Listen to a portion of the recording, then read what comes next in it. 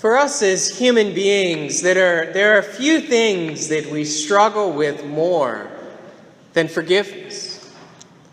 Whether something has happened to us that caused us much pain in the past, or maybe something is continually happening to us on almost a daily basis, we as human beings all struggle to forgive, to let go of those pains. And that is why today's gospel is so challenging. At the beginning of it, we have this encounter between Peter and Jesus.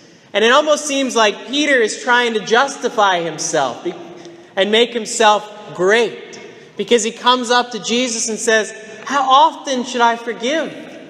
As many as 7 times?"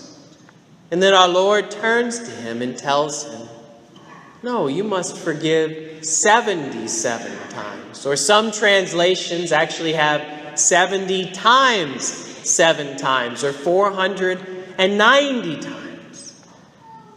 And Jesus uses these large numbers to express a very important point. The love of our Father is beyond what we can even imagine. And at the same time, you and I are called to imitate that. In the parable of today, oftentimes called the merciless servant, in the translation we read from the New American Bible, it just uses the term large amount and small amount. But other translations give us a concrete number, and I'm going to use those. Because in the parable, you have the man, the debtor, who is called in by the king. And he actually owes his master 10,000 talents. And let me explain to you just how crazy an amount that is. It takes 6,000 denarii. And a denarii was a day's wage for a laborer to equal 1 talent. And this servant owes 10,000 talents, meaning it would take him 6 million days of work, or over 164,000 years to pay back his debt. That is just astronomical to think about. That would be the equivalent of us running up like $1 trillion in credit card debt or something like that. Just a number that just boggles to think about. And when that debtor is called before his master, the king, and he is told, "I'm going to sell you, your wife, your children, all your property to help settle this debt," he falls down and he begs not to have the debt forgiven, but for patience. And how does the master respond? He doesn't say, "Okay, I'll wait for you." He says, "I forgive you the debt." The whole entire debt. All 164,000 years it would take for him to pay it back are forgiven in one moment of incredible mercy. What an awesome moment, truly. And you would think that that servant would just be so overcome. Yet what happens? He comes across one of his fellow servants who owes him 100 days' wages.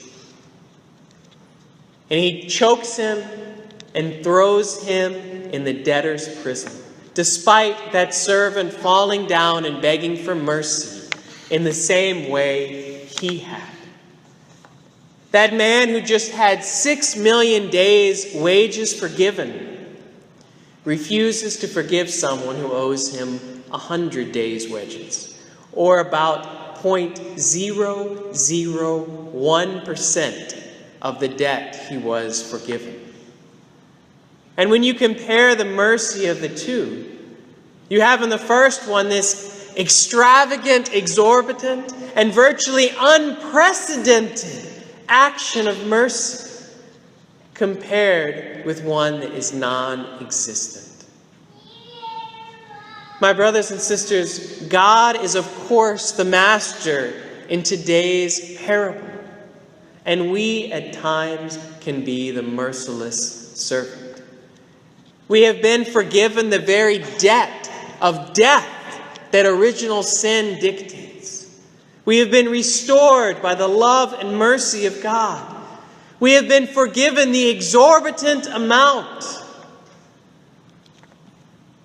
And yet at times we ourselves fail to forgive. And so the question that is left is this: how do we respond? Do we strive to imitate the love and mercy of the Father? Or do we hold on to grudges and unforgiveness, those of which are as nothing compared to what you and I have been forgiven? And yes, today's Gospels is one of the hardest in Scripture, because forgiveness is hard. So hard that our Lord offered his life on the cross to pay for our debt. So now you and I are called to ask the Lord to give us the grace to imitate his mercy.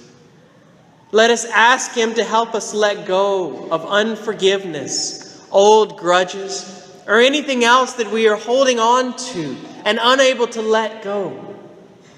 Let us ask for his grace, which for the deepest of hurts and pains is the only thing that gives us the strength to forgive. Let us ask him to give us new hearts, to replace our hearts that at times become hardened as stone because of our unforgiveness. And by doing this, by entrusting ourselves to the Father, and by seeking his grace to imitate his love, we are well on our way to becoming the saints that he calls you and I to become.